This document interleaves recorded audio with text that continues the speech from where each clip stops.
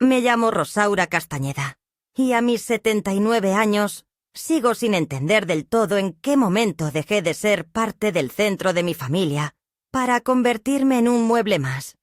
Un objeto funcional que se mueve en silencio entre habitaciones que alguna vez ayudé a pintar con mis propias manos. Hay un lugar preciso, una franja invisible entre lo útil y lo innecesario. Y aunque nadie la señala, una mañana simplemente despiertas y te das cuenta de que ya cruzaste. Nadie te lo dice, pero lo sientes en el modo en que los demás te hablan, o más bien en el modo en que dejan de hacerlo. Vivo en la misma casa desde hace más de 30 años. Una casa de techos altos y suelos de madera que cruje con cada paso. Un hogar que construimos junto a mi difunto esposo Ernesto, cuando los niños eran pequeños y soñábamos con que algún día esta casa rebosaría de nietos, de domingos largos y pasteles en la cocina, de manteles bordados y conversaciones lentas. Él murió hace casi 20 años. Un infarto repentino que lo arrancó de la mesa del desayuno una mañana de abril. Desde entonces, todo lo he sostenido yo, incluso a mí misma, como pude. Cuando el menor de mis hijos, Tomás, me pidió que me viniera a vivir con ellos después de su boda, acepté con una mezcla de alivio y resignación. La casa me quedaba grande, y los silencios se habían vuelto pesados. Su propuesta me pareció entonces una forma natural de cerrar el círculo. Cuidé de ellos cuando eran niños, y ahora ellos me cuidarían a mí. Pero no fue exactamente así.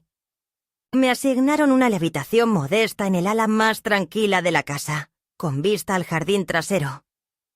Era pequeña, pero acogedora, con una ventana grande por la que entraba la luz de la mañana, y donde yo colocaba mis geranios.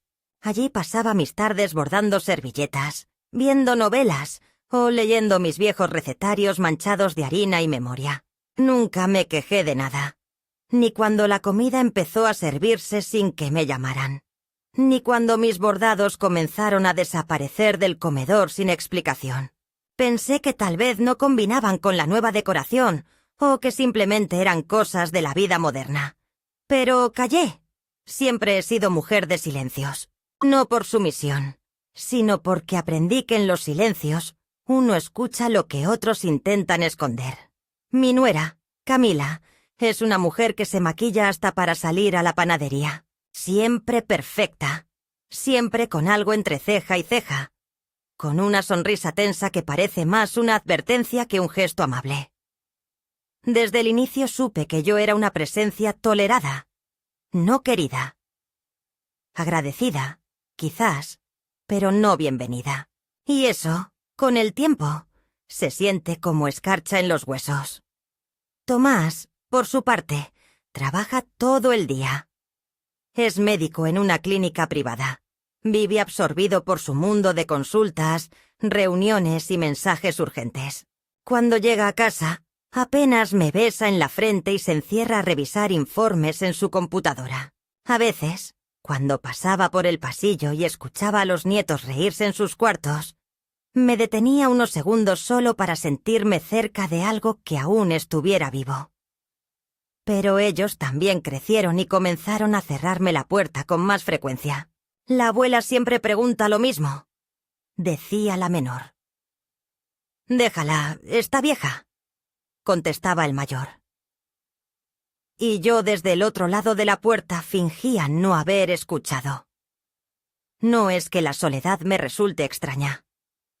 He vivido con ella desde que Ernesto murió. Pero esta nueva forma de soledad, la que ocurre dentro de una casa llena de voces, es más cruel. Es como estar muerta en vida, sin haber tenido siquiera el consuelo de un velorio. Un día eres el corazón de la familia, y al otro, apenas un bulto que estorba en el sillón. Me dolía la espalda, me dolían los pies, pero nunca me quejé.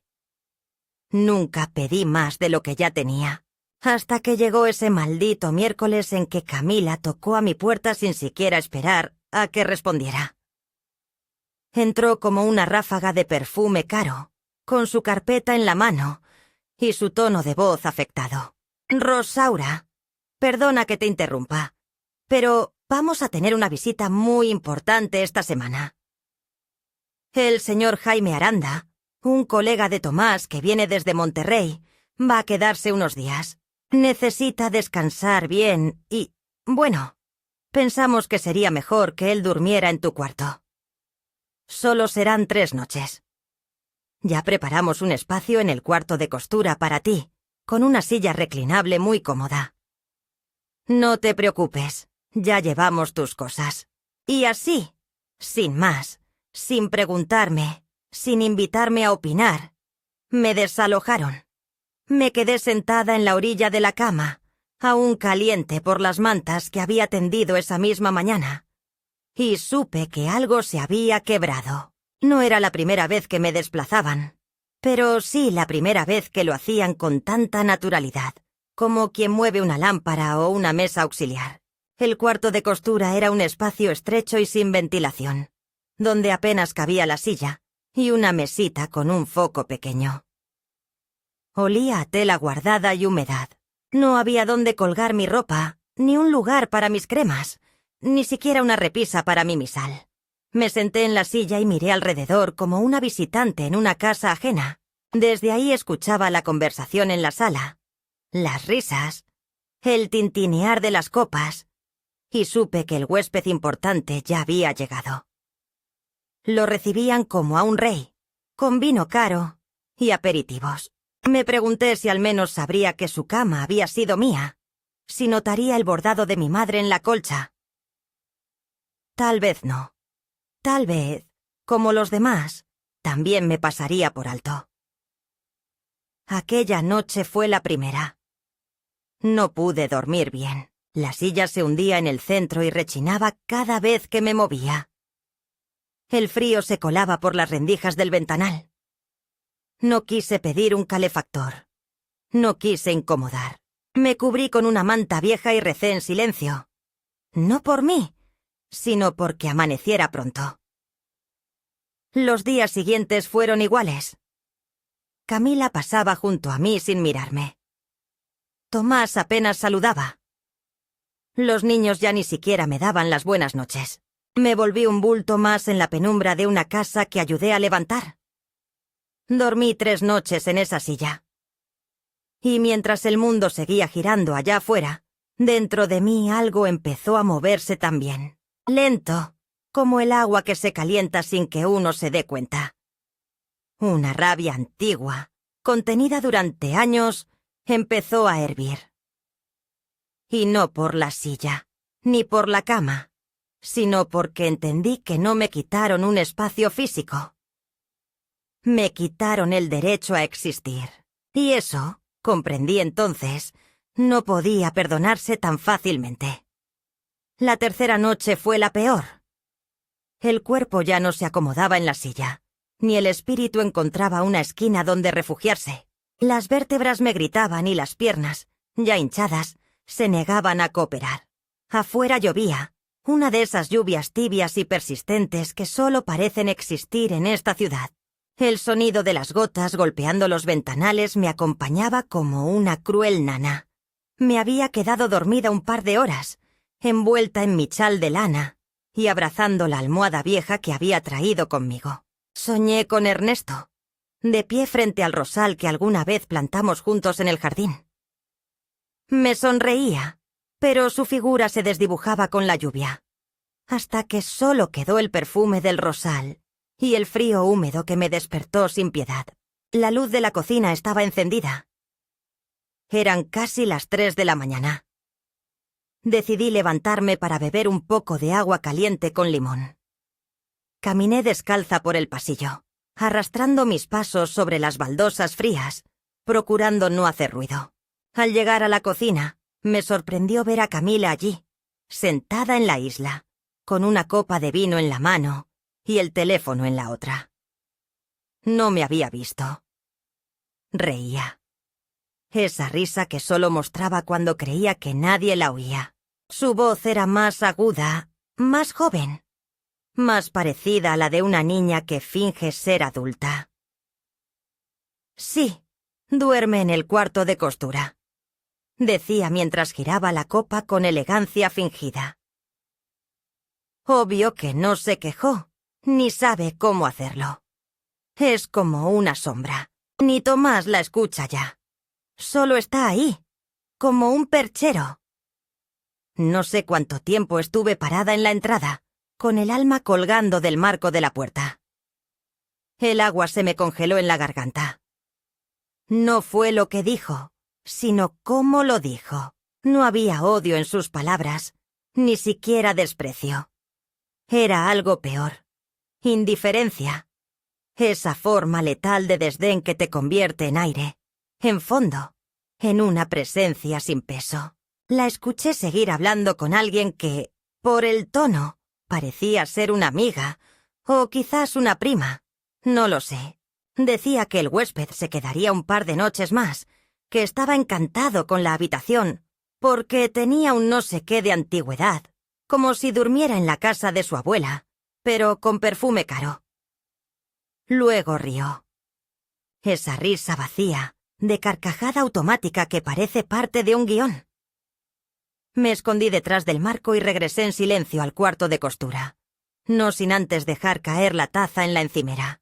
Un pequeño gesto, casi insignificante, pero que provocó que Camila se girara, sorprendida. Me vio de espaldas, entrando de nuevo al cuartito, arrastrando los pies, y no dijo nada. A la mañana siguiente amanecí con fiebre y la garganta cerrada. Nadie lo notó. El desayuno ya se había servido cuando logré llegar a la cocina. Todos reían alrededor del huésped. Él, un hombre alto de unos 50 años, con traje informal y zapatos brillantes, hablaba de Monterrey y de negocios, de clínicas privadas y del futuro de la medicina regenerativa. Me miró una vez, con una sonrisa educada, y dijo: «Usted debe ser la mamá del doctor. ¡Qué honor conocerla!». Le sonreí como pude, ocultando el temblor en las piernas. Camila se apresuró a servirle jugo de naranja. Y Tomás, sin alzar la vista de su café, asintió. Nadie me ofreció una silla. Así que me quedé de pie, un momento más, hasta que el calor del hervidor me quemó la piel. No me moví. Esperaba en silencio que alguien dijera: «Mamá, siéntate». Pero no ocurrió. Me retiré al cuarto de costura, donde el olor a humedad era más fuerte cada día, y me recosté en la silla con la manta ataúd hasta el cuello. Me pregunté entonces si una puede morirse poco a poco, sin enfermedad, sin accidente, solo por estar en medio de un lugar donde nadie te ve. Horas después, escuché un crujido extraño en la puerta principal. Me asomé por la ventana del baño, la única que quedaba a la calle, y vi a un mensajero dejar un sobre grueso. No era para mí, por supuesto, pero algo me empujó a bajar y recogerlo. No tenía remitente, solo un nombre manuscrito: Tomás Castañeda. La caligrafía me resultó vagamente familiar. Lo dejé sobre la mesita del recibidor y regresé a mi rincón. Sin embargo, esa misma tarde, escuché algo que cambiaría todo. Estaba en el baño cuando oí la voz de Tomás al teléfono. «Sí, mamá está bien. Ya sabes cómo es. A veces se le van las cabras, pero está tranquila». Esa frase me cayó como un ladrillo. «Se me van las cabras. Tranquila». ¿Esa era la narrativa ahora? ¿La excusa perfecta? Una vieja inofensiva, medio oída, que ya no molesta ni opina. Una carga ligera, siempre que no ocupe espacio ni hable demasiado. Fue entonces cuando me di cuenta. No solo me habían quitado la cama, me estaban quitando también la historia. Convertirme en la abuela excéntrica o la mamá que ya no se entera era más conveniente que lidiar con una mujer con memoria. Porque yo recordaba. Recordaba perfectamente cuando compramos esa casa. Fui yo quien insistió en ese barrio, porque tenía buena escuela cerca. Recuerdo los planos originales, los pagos de la hipoteca, los turnos dobles en la lavandería para cubrir las cuotas cuando Ernesto enfermó. Recuerdo las madrugadas cosiendo los uniformes escolares, las noches sin dormir cuando Tomás se enfermó de dengue. Recordaba cada sacrificio, y ellos contaban con que ya no lo hiciera. Esa noche, mientras todos dormían, bajé al escondidas al cuarto de archivo, donde todavía se guardaban documentos viejos. Encontré lo que buscaba: la carpeta con las escrituras de la casa. El nombre de Ernesto seguía allí. Y el mío. Esta casa fue nuestra.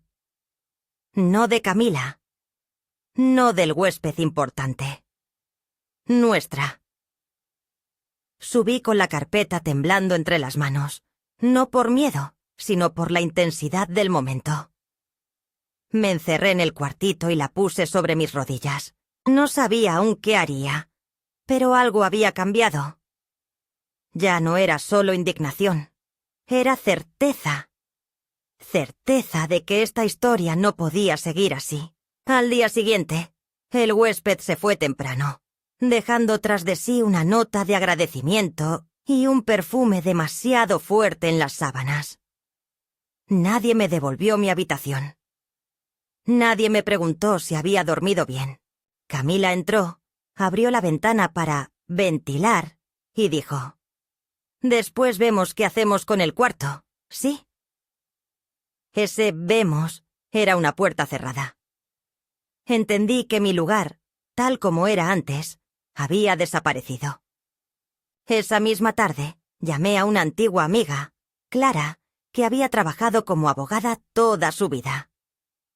No le conté todo, solo lo necesario. Le pregunté si todavía tenía contactos en el registro público. Me dijo que sí, que lo que necesitara. Le pedí que revisara los documentos de la casa, que confirmara si mi nombre seguía figurando. «Claro que sí, Rosaurita», me dijo. «No hay cambios sin tu firma». Colgué sin decirle por qué preguntaba.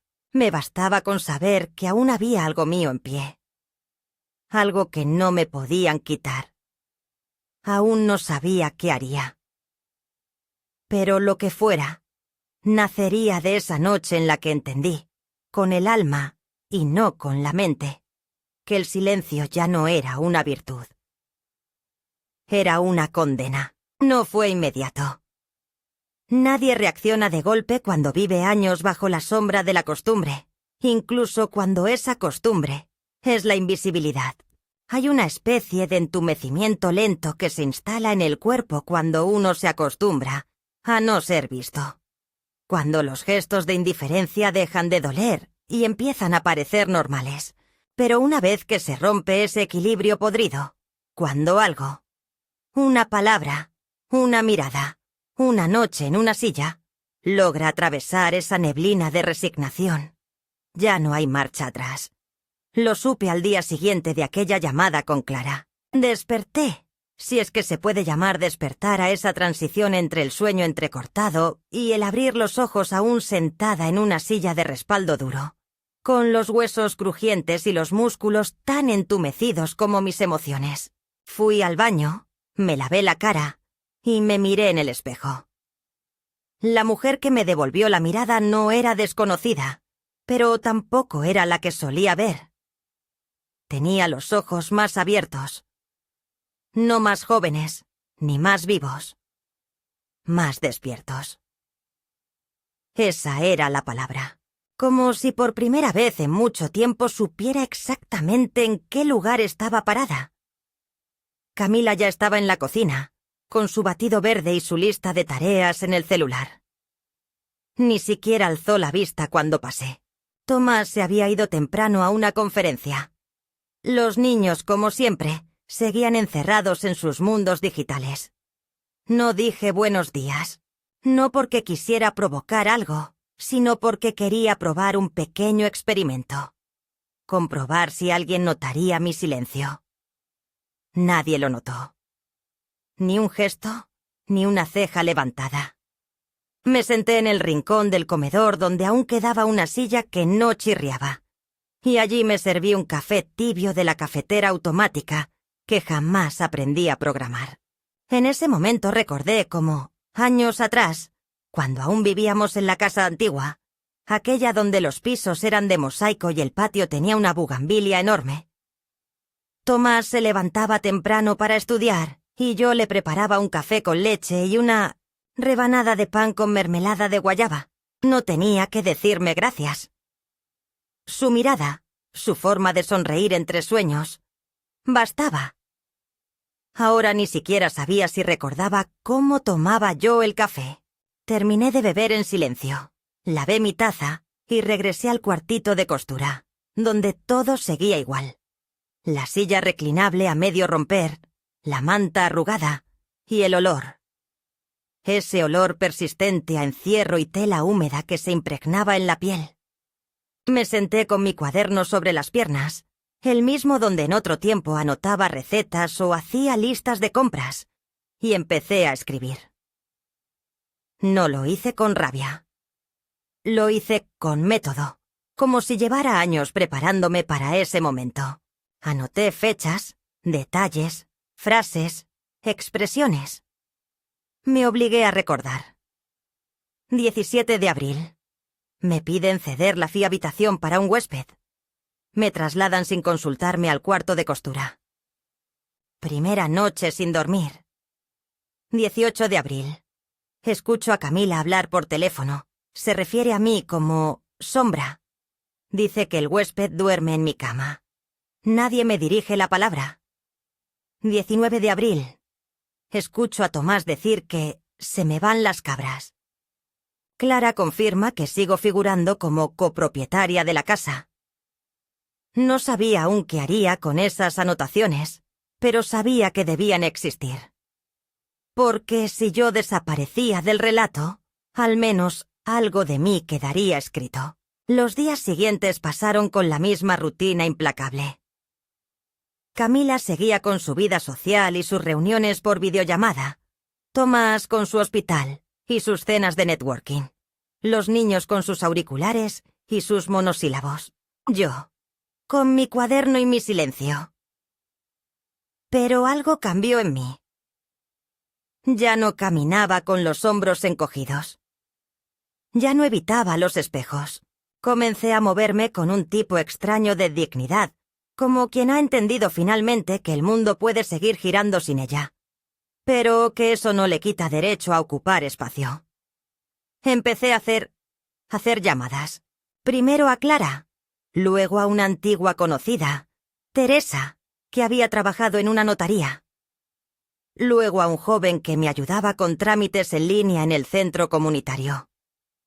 Nada ilegal, nada escandaloso, solo recopilación de información, organización de documentos, verificación de firmas, revisión de papeles. Lo hice en secreto, porque aún no estaba lista para confrontar, pero sí para preparar. Nunca subestimen a una mujer mayor con buena memoria y una libreta a la mano. Esas mujeres sostienen verdades más afiladas que cualquier espada. Una tarde, mientras todos salían a un almuerzo familiar con los socios de Tomás, del cual, por supuesto, no me informaron. Aproveché para entrar al cuarto que alguna vez fue mío. Estaba vacío. Las sábanas aún olían al perfume del huésped. Las flores que yo regaba ya no estaban. En su lugar, una planta artificial. Abrí el closet. Mis vestidos habían sido trasladados sin cuidado a una caja de cartón arrinconada. No estaban doblados, estaban arrugados, tirados, como si fueran ropa vieja para donar. Mis zapatos habían sido mezclados con los de Camila. Mi cepillo de madera, el que usaba desde hacía décadas, ya no estaba. No sentí tristeza. Sentí claridad. Esa habitación ya no era mía. El espacio físico podía haber sido mío por años, pero el acto de desalojarme sin consulta la había transformado para siempre. Cerré la puerta con calma, regresé a mi rincón y escribí una línea más en mi cuaderno. 20 de abril. Confirmo. Fui desplazada. No accidentalmente. No por error. Por decisión consciente de eliminarme del centro. Esa noche no dormí. No por incomodidad física, sino por un fuego nuevo que me mantuvo despierta. Pensé en las miles de mujeres como yo, que vivían en sus propias casas como huéspedes toleradas. Mujeres que criaron hijos, que sostuvieron familias, que cocinaron durante décadas y que ahora debían pedir permiso para usar el baño. Mujeres que no salían en las fotos familiares porque no salieron bien, pero que estaban allí, detrás de cada fiesta, cada logro, cada cumpleaños. Y supe que si yo no hacía algo, nadie lo haría. Porque la sociedad está diseñada para olvidarnos. Porque la invisibilidad es cómoda para los que ocupan el centro.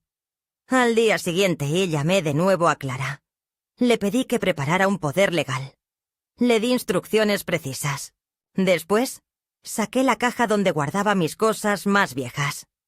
Cartas, fotografías, papeles de Ernesto, las escrituras, un rosario de madera, el acta de nacimiento de Tomás, las cartas que me escribió cuando era niño, las que hablaban de amor eterno a...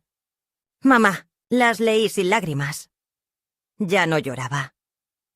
Me había secado por dentro de tanto tragarme el llanto. Pasaron 3 días.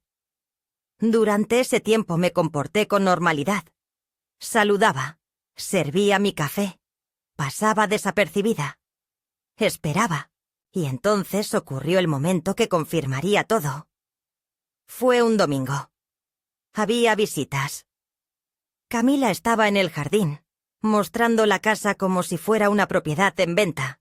La vista es hermosa desde la habitación de huéspedes, dijo, y supe que hablaba de mi antigua habitación. Tomás servía vino. Los niños jugaban a ignorarme. Me acerqué al grupo y, con la calma de una mujer que ya ha decidido su camino, pregunté con voz firme. ¿Y qué opinan ustedes de desalojar a alguien de su cama para impresionar a un desconocido?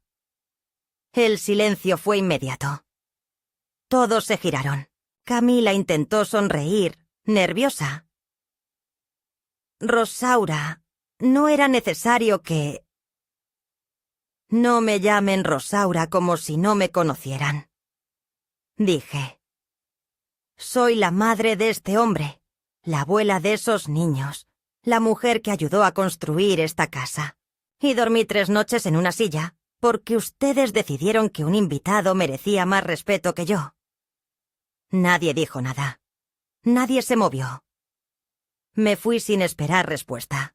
Cerré la puerta del cuarto de costura. Me senté, abrí mi cuaderno y escribí. 23 de abril. Hablé, no para pedir disculpas, para recordarles quién soy. En ese momento supe que el tiempo del silencio había terminado. Y que lo que vendría, por doloroso que fuera, ya no me encontraría en la silla. Me encontraría de pie. Desde aquella tarde en que me atreví a hablar frente a los invitados, algo en el aire de la casa cambió, aunque no de manera inmediata, ni con escándalo. Fue más bien como una grieta pequeña en la base de un muro. Nadie la menciona al principio, pero el que ha vivido con esas paredes toda la vida sabe que el sonido ya no es el mismo cuando las golpea el viento. Camila dejó de saludarme con esa voz dulzona y afilada. Ahora simplemente evitaba cruzarse conmigo. Tomás, en cambio, hizo un intento tibio de acercarse unos días después. Entró al cuarto de costura. Mi jaula de mantas y polvo, con una bandeja de galletas que evidentemente no había horneado él. Las dejó sobre la mesa sin mucho preámbulo. Murmuró un «Mamá, ¿estás bien?». Sin mirarme a los ojos, y antes de que pudiera responder, ya estaba fuera, cerrando la puerta con el mismo gesto con que uno se retira de una habitación alquilada. No era culpa suya, me repetía, no del todo. Pero había sido su silencio el que lo permitió todo. Esa noche me senté junto a la ventana. la única de esa habitación, pequeña y cubierta de rejillas oxidadas. Y me obligué a recordar los días buenos, los que aún podía rescatar de la maraña de decepción. Pensé en Tomás pequeño, con su voz temblorosa recitando poemas frente a la escuela. Pensé en las noches de fiebre cuando se acurrucaba en mi pecho, como si el mundo pudiera desaparecer, si yo lo abrazaba con fuerza suficiente. Pensé en cuando, ya adolescente, me confesó que quería ser médico no por ambición, sino porque aún soñaba con salvar a su padre, aunque ya no estuviera. Ese niño, ese joven con los ojos llenos de culpa mal contenida y ternura mal disimulada, ¿dónde había quedado? ¿En qué momento se convirtió en este hombre que no sabe mirar de frente a su madre sin sentir incomodidad? Me preguntaba si Camila lo había moldeado así, si su entorno profesional, su obsesión con el éxito, la imagen, las redes sociales lo habían transformado. Pero, en el fondo, sabía que no. Las semillas de la indiferencia no se siembran desde fuera, se gestan en la comodidad, en saber que alguien estará siempre ahí, que no se irá. El amor que no pone condiciones se convierte en algo invisible. Y yo, con mis años de entrega silenciosa, lo había entrenado para eso. Esa noche decidí actuar, ya no solo planificar, ya no solo escribir en mi cuaderno. Llamé a Clara al día siguiente y le pedí que viniera. Le dije que necesitaba hacer cambios importantes. Nos sentamos en la biblioteca comunitaria, porque no quería recibirla en la casa. No por vergüenza, sino porque ese espacio, antaño mío, ya no me parecía seguro para decisiones trascendentales. Clara llegó puntual, con su carpeta negra y su gesto profesional, aunque no podía disimular del todo la compasión que le revoloteaba en los ojos. «Lo pensé mucho», le dije. «Y ya no se trata solo de la cama, ni del cuarto, ni siquiera de que me hayan quitado mi lugar. Se trata de lo que eso revela, de que si no hago algo ahora, el día que muera, nadie recordará quién fui. Me enterrarán en una caja decente, con flores de supermercado y discursos vacíos. Pero yo no habré dejado nada más que silencio. Y eso no es justo». Clara asintió. Me mostró los papeles. Un poder general, la modificación de una cláusula en las escrituras, la creación de un pequeño fideicomiso con mis fondos de retiro, que aún estaban en una cuenta que Camila no conocía. «¿Estás segura de esto, Rosaurita?». Me lo preguntó no con duda, sino como amiga. Sí. Por primera vez en años, sé exactamente qué quiero hacer. Firmé todo. La tinta se deslizó sobre el papel con una certeza que casi me hizo llorar. Al salir, me detuve frente a la placita donde los niños jugaban. Una niña perseguía una paloma y me recordó a mí de pequeña, cuando aún creía que todo se podía alcanzar si corrías lo suficiente. Volví a casa más liviana, no porque esperara justicia, sino porque por fin había elegido. Pasaron unos días sin que nada concreto ocurriera. Tomás seguía ausente. Camila más aún. Los niños iban y venían, ajenos, como si la casa funcionara con piloto automático. Pero yo sabía que algo se estaba gestando. Clara se encargó de todo. El banco, el registro, los abogados. Lo único que quedaba era la última pieza. El envío de una carta. Y decidí que no la redactaría en la computadora.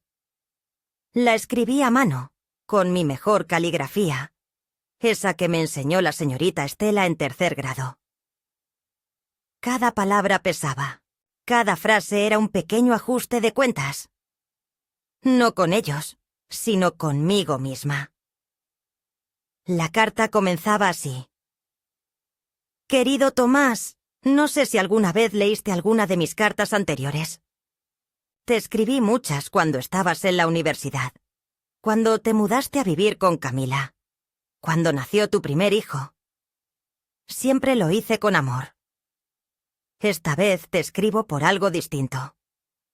No para recordarte lo que hice por ti, ni para pedirte algo.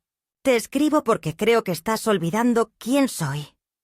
Y antes de que el tiempo haga su trabajo completo, quiero ayudarte a recordarlo. Luego seguía una lista. No de reproches, sino de momentos. Fui yo quien vendió su anillo de bodas para pagar tu matrícula. Fui yo quien te enseñó a caminar sin miedo. Fui yo quien sostuvo la mano de tu padre cuando moría y te protegió de esa imagen. Fui yo quien pasó 3 noches en una silla para que un extraño durmiera cómodo. Y aún así, no vine a quejarme. Vine a decirte que ya no viviré así. Al final de la carta incluí una copia del Nuevo Testamento. La casa ya no figuraba completa a su nombre. El 50% me pertenecía, y ahora quedaba destinado a una fundación de mujeres mayores que sufrían abandono familiar. La cuenta de ahorro, la misma que Camila creía inexistente, fue transferida a un fideicomiso que se activaría en caso de hospitalización o dependencia, administrado por una persona neutral. También dejé en claro que el usufructo de mi parte de la propiedad podía terminar si yo decidía mudarme. Pero que, mientras viviera allí, mi espacio sería respetado. Y si no era respetado, el fideicomiso tenía instrucciones de actuar legalmente. No era venganza. Era orden. Era justicia sin escándalo. La justicia de una mujer que había aprendido a sostener el mundo en silencio, pero que ahora exigía un asiento en la mesa, no como ornamento, sino como parte viva del relato. La carta fue enviada por mensajero. No me atreví a entregarla en mano. Lo que ocurrió después fue inesperado. 2 días más tarde, Tomás regresó temprano. Tocó la puerta del cuarto de costura con 3 golpecitos suaves. Entró sin esperar respuesta. Llevaba la carta en la mano, arrugada, leída con furia o con ansiedad. No supe. Se sentó frente a mí y por un momento ninguno habló. Solo después de un silencio largo, casi sagrado, dijo: «Mamá, ¿esto es en serio?». Asentí. No bajé la mirada. No sabía que te sentías así. No respondí. Dejó caer la carta sobre la mesa y se frotó la cara. «Camila no lo entiende», dijo después. «Dice que esto es un ataque». Sentí un impulso breve de reírme. «No es un ataque, es un ajuste. Tú has vivido creyendo que yo estaría aquí pase lo que pase. Y eso es verdad. Pero estar no es lo mismo que desaparecer». Hubo un nuevo silencio. Luego, sin levantar la voz, le pregunté: «¿Sabes cuántas noches he dormido en esa silla desde que me quitaron mi cama?». No contestó. 18. 18 noches. Y tú lo sabías. Apretó los labios, pero no negó nada. Lo miré largo rato, buscando en su rostro al niño que fui capaz de sostener en las peores tormentas. Lo encontré. Apenas. Pero aún estaba ahí. Esa fue la conversación más larga que tuvimos en años. No resolvió todo. No transformó mágicamente el pasado. Pero marcó un antes y un después. A la mañana siguiente, mi cama estaba de regreso en su lugar. Las sábanas limpias, mis almohadas acomodadas como a mí me gustaban. Nadie pidió perdón. Nadie me abrazó llorando. Pero una nota sobre la almohada decía: «Mamá, no te mereces una silla». Firmada: Tomás. La guardé en mi cuaderno, entre las páginas donde había empezado a narrar mi propia historia. No como víctima, sino como testigo lúcida de un sistema que aún castiga a las mujeres que envejecen. Y me juré que esa historia no terminaría allí, porque todavía faltaba que entendieran algo más profundo. Que una mujer mayor No es un estorbo, ni una reliquia, ni una carga. Es una casa viva. Y si no se le da su lugar, puede mover los cimientos. Volver a dormir en mi cama fue, en cierto sentido, más perturbador que las noches pasadas en la silla. No porque no lo deseara, sino porque la familiaridad de las sábanas limpias y el tacto de mi vieja almohada, ese hundimiento particular que la cabeza reconoce, aun con los ojos cerrados, me hicieron sentir como una invitada en mi propio cuerpo. Había algo indecoroso en recuperar lo que nunca debió perderse, como si una parte de mí se resistiera a la idea de que un gesto mínimo, una cama restituida, una nota en la almohada, bastara para cerrar una herida abierta, a pulso y a tiempo. Dormí con una tensión que no me abandonó ni siquiera en los sueños. Al día siguiente, el silencio de la casa fue distinto. No era el de la indiferencia habitual, sino uno nuevo, más denso, cargado de palabras no dichas y de movimientos estudiados. Camila no bajó a desayunar. Tomás salió temprano, pero no sin antes tocar mi puerta con un leve golpe y un «buen día» que no pronunciaba desde que los nietos eran pequeños. Ni siquiera esperó respuesta. Se fue como quien deja una vela encendida en una habitación oscura, sin saber si alguien la verá. Los siguientes días fueron como caminar sobre vidrio molido. Yo mantenía mis rutinas con una pulcritud casi ritual. Me levantaba a la misma hora, preparaba mi café con canela, tendía la cama con precisión y me sentaba en la pequeña mesa junto a la ventana a escribir. Mi cuaderno se había convertido en algo más que un registro. Era ahora un espejo que me devolvía la historia sin adornos, sin la pátina suave que a veces le ponemos al pasado para que duela menos. Escribía con furia, con calma, con tristeza, con lucidez. Me permitía recordar con precisión los momentos exactos en que dejé de decir no, cuando por comodidad, por amor o por miedo, permití que el afecto se volviera una deuda y que el cuidado se transformara en servidumbre silenciosa. Escribir me daba poder. Me devolvía la voz que los años, y yo misma, había ido dejando en los cajones cerrados de la casa. Un viernes por la tarde, Clara me llamó. Me dijo que la carta enviada a Tomás había tenido efectos colaterales. Recibí un mensaje del abogado de Camila, me dijo. Quiere hablar contigo. Parece que hay preocupación sobre la estabilidad emocional de la familia. Reí. No con burla, sino con ese cansancio hondo de quien ya no teme el conflicto. ¿Quieren reunirse?, pregunté. Sí, en su oficina. Quieren que sea informal. Dudé. No por inseguridad, sino por estrategia. Diles que los recibiré aquí, respondí. En la casa, en la sala, donde me hicieron dormir 3 semanas en una silla. Clara se quedó en silencio un segundo y luego dijo, bajando la voz como si estuviera ante algo sagrado. Entendido, Rosaurita. Así se hará. La reunión fue fijada para el lunes siguiente. Esa mañana me levanté más temprano de lo habitual. Me bañé, me peiné con esmero. Me puse el vestido azul marino con botones de nácar que guardaba para los días importantes. No por vanidad, sino porque uno debe vestirse con respeto cuando va a decir su verdad. Me senté en la sala, en el sillón que había sido de Ernesto, con mis papeles organizados sobre la mesita de centro y mi cuaderno a un lado, como si fuera una extensión de mi cuerpo. Llegaron puntuales. Tomás, tenso, con el ceño fruncido como cuando de niño llegaba a casa con una mala nota. Camila, perfecta como siempre, con un traje beige y el cabello recogido en un moño tirante que no dejaba lugar a dudas. Ella no había venido a disculparse.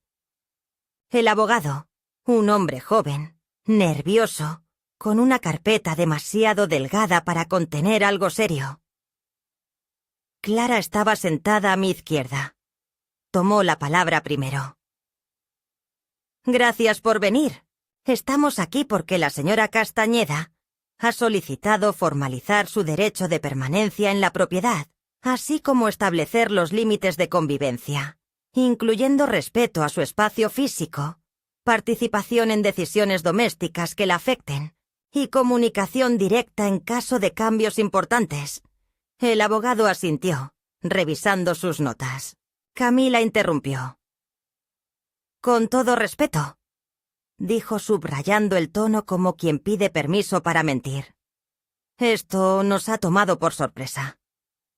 No sabíamos que Rosaura se sentía así. Siempre hemos querido lo mejor para ella. Me miró un segundo. Y si algo hicimos mal, lo lamento. Pero tampoco es justo que ahora nos trate como enemigos. Esto está creando tensión en la casa, en la familia. Los niños están confundidos. Respiré hondo. Me senté más recta. Tomé el cuaderno.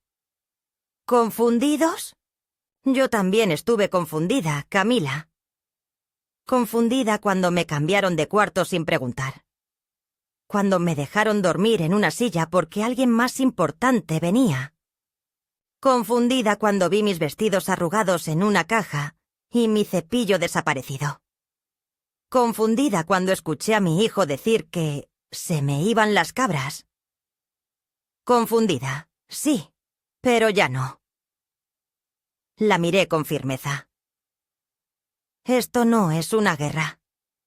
Es una reestructuración. Ustedes están acostumbrados a que mi presencia no interfiera. Pero eso se acabó. No quiero una disculpa. Quiero un acuerdo. Un nuevo orden. El abogado intentó intervenir, pero Clara lo detuvo con un gesto. La señora Castañeda no está pidiendo nada fuera de lo razonable. Solo que se reconozca su lugar legal y emocional en este hogar. Y si eso no es posible, entonces habrá consecuencias legales. Porque la mitad de esta casa es suya. Y puede hacer con ella lo que considere conveniente. El silencio que siguió fue largo, espeso, lleno de miradas entrecortadas.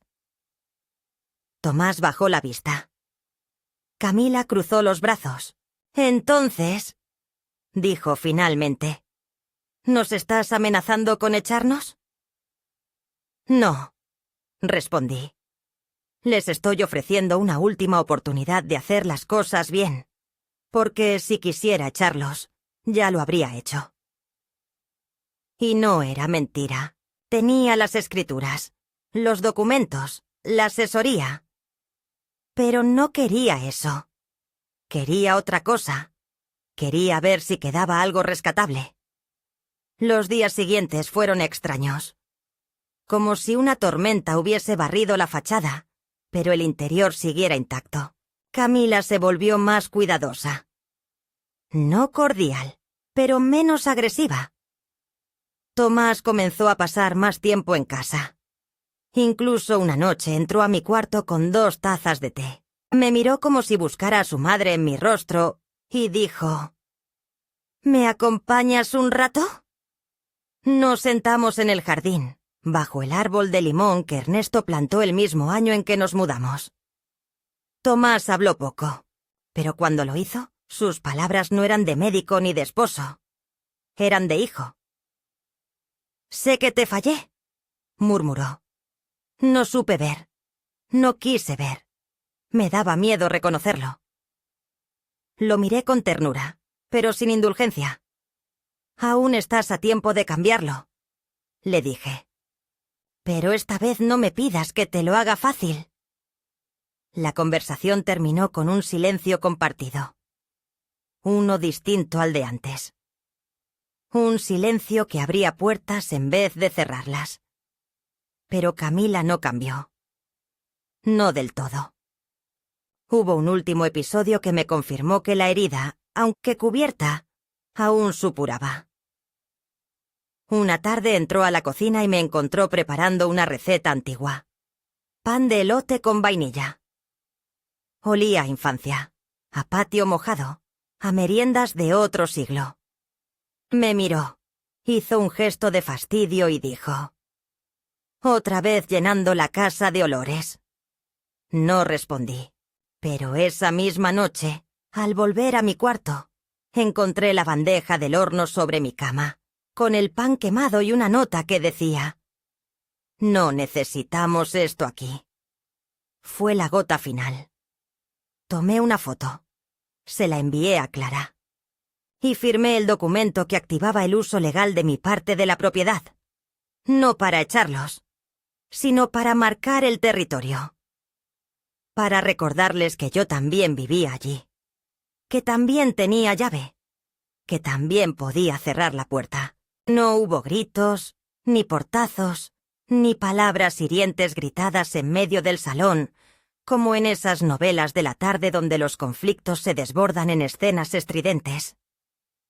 No, lo que ocurrió fue mucho más brutal por su contención, por ese silencio que lo envolvía todo, como si incluso la casa hubiese decidido aguantar la respiración. Fue una mañana cualquiera, aparentemente. De esas en las que el sol se cuela entre las cortinas con una tibieza engañosa. Yo había salido temprano al jardín trasero a cortar unas ramas de romero, ese que Ernesto plantó hace más de 30 años y que, contra todo pronóstico, seguía vivo. Al regresar, escuché voces en el salón. No eran fuertes, pero sí tensas. Me detuve al pie de las escaleras sin ser vista. Camila hablaba por teléfono. No era la primera vez que la escuchaba así, pero ese día cada palabra se me clavó como una aguja fina. Sí, ya hablé con él. No va a tomar ninguna decisión sin mí. Rosaura está perdiendo facultades. Lo hemos notado todos. No podemos dejar que destruya lo que hemos construido. Está manipulando a Tomás con esa historia de la propiedad. Hay formas de impugnar esos documentos, de demostrar que no está bien. Tenemos testigos. Imagínate que un día le da por donarle todo a una ONG de gatos callejeros. No podemos quedarnos de brazos cruzados. Es nuestra casa también. Me senté. No por cansancio, sino porque el cuerpo me falló por un momento. No era solo la traición lo que me hería, sino la frialdad calculada, la lógica impersonal con la que hablaba de mí, como si fuera un caso clínico o un trámite más. Rosaura está perdiendo facultades. Aquello me pareció más grave que haber dormido en una silla, más que los desprecios o la comida recalentada sin sal. Me estaban construyendo una narrativa de invalidez. Me estaban reduciendo a un estereotipo. La vieja que olvida, la anciana que estorba, la mujer a la que ya no se le puede confiar, ni el control remoto. No lo permití cuando era joven, y nadie me tomaba en serio por ser mujer. No lo permitiría ahora, cuando querían invisibilizarme por haber envejecido. No dije nada ese día. Volví a mi cuarto con el romero aún en las manos, las ramitas aplastadas por el puño cerrado. Esa noche no dormí. Volví a escribir, no solo lo ocurrido. Volví atrás. Recordé mi infancia, la muerte de mi madre cuando apenas tenía 11 años, el hambre durante los años difíciles, mi primer trabajo doblando ropa en una tienda del centro. Recordé cuando conocí a Ernesto, cómo me pidió matrimonio bajo la lluvia, y cómo construimos una vida sin lujos pero con dignidad. Escribí sobre los partos sin anestesia, sobre las noches cosiendo disfraces escolares, sobre las veces que lloré en silencio cuando no alcanzaba el dinero. Lo escribí todo, como si necesitara recordar, para mí misma, que no había llegado a este punto por accidente, que cada arruga tenía historia, que cada silencio guardaba un acto de resistencia. Y esa memoria no la iba a borrar Camila con una llamada ni con un informe médico. A la mañana siguiente, llamé a Clara. Le pedí que viniera, pero no sola. Le pedí que trajera a alguien del juzgado. Alguien que pudiera verificar mi estado de salud mental de manera oficial.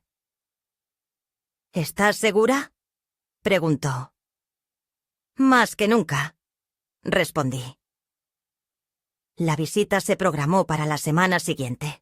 Durante esos días me comporté con una serenidad que parecía fingida, pero que venía de una paz amarga. Ya no esperaba nada. Ni disculpas, ni reconocimiento. Solo quería dejar constancia. Quería que, si alguna vez mis nietos leían mi historia, supieran que su abuela no se dejó borrar. El día de la evaluación, Tomás intentó intervenir.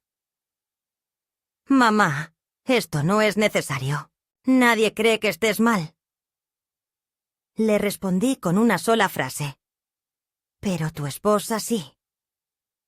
No hubo réplica. La visita fue breve pero rigurosa.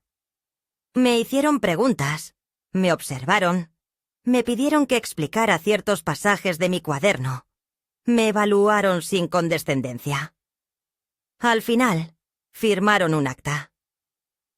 Clara me la leyó en voz alta. La señora Rosaura Castañeda presenta total lucidez, autonomía funcional y memoria operativa conservada. No se observan signos de deterioro cognitivo. Respiré hondo. Por primera vez en semanas, pude dormir tranquila. Pero la calma duró poco. 2 días después, Camila estalló. Fue en la cocina, mientras yo preparaba arroz con leche para los niños. Entró con el celular en la mano, lo arrojó sobre la encimera y gritó. ¿Qué clase de espectáculo estás montando? ¿Ahora visitas judiciales? ¿Documentos? ¿Todo esto para qué, Rosaura? ¿Para hacerte la mártir? La miré sin levantar la voz. No es un espectáculo, es una declaración. ¿De qué?, gritó. ¿De que ya no te importa destruir a tu hijo? Tomás apareció justo en ese momento, arrastrado por el escándalo. «Camila, basta».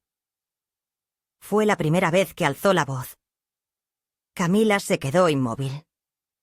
Yo también. «Basta. No vas a Prión a hablarle así. No en esta casa. No después de todo». Camila lo miró, herida, descompuesta. ¿Estás de su lado? No hay lados, respondió Tomás. Hay verdades, y tú has cruzado límites que no se pueden deshacer. Luego me miró. Perdón, mamá, por llegar tan tarde. Yo no dije nada. No hacía falta. Camila se marchó esa noche con una maleta pequeña. Se llevó a los niños al día siguiente, alegando que necesitaba espacio. No discutí. No supliqué.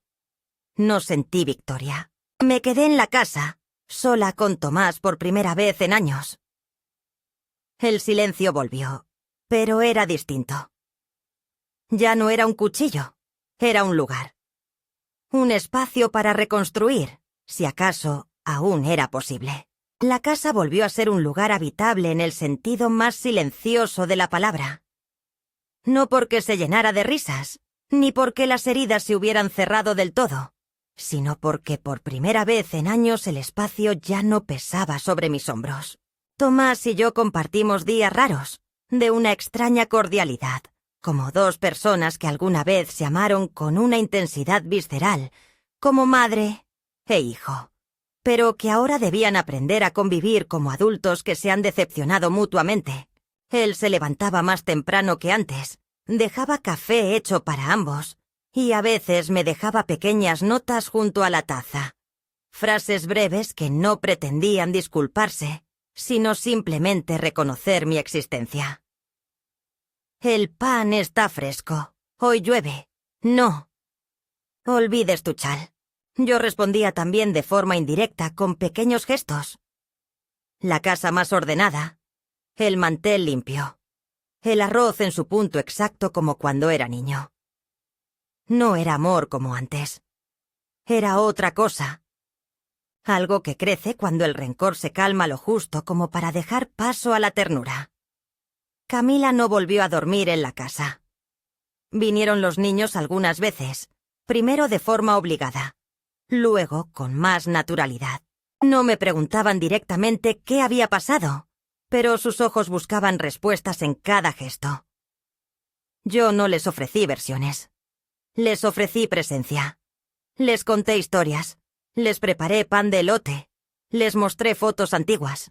Les mostré quién era su abuela antes de ser la señora mayor del cuarto de costura. A veces los veía observarme en silencio, como si intentaran reconciliar esa imagen con lo que se les había contado de mí. Una tarde, la mayor, Lucía, me preguntó: ¿Es cierto que dormías en una silla? No mentí. Sí, mi amor. 3 semanas. No hubo dramatismo en mi voz, solo verdad. Ella no dijo nada más, pero esa noche, al despedirse, me abrazó con una intensidad nueva. La casa, poco a poco, dejó de parecer un campo de batalla. Los objetos fueron regresando a su lugar. Mi cepillo apareció de nuevo en el cajón del baño. Mis vestidos fueron planchados sin que yo lo pidiera. La habitación de invitados dejó de usarse. No porque yo lo exigiera, sino porque mi presencia ya no era una molestia. Era un hecho, una raíz profunda. Nadie se atrevía a moverme. Meses después, recibí una carta. Venía sin remitente claro, pero reconocí la caligrafía al instante. Era de Camila. Estaba escrita con ese tono que ella había perfeccionado durante años. Frío, elegante, carente de afecto pero imposible de acusar de dureza. Decía que había comprendido que algunas cosas no podían arreglarse, que quizás ella y yo nunca nos entenderíamos, pero que agradecía que no la hubiera destruido cuando pude hacerlo.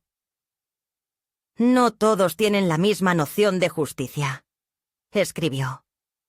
Y tenía razón. Yo no quería verla arruinada. Solo quería que dejara de mentir. Al final de la carta, una postdata breve.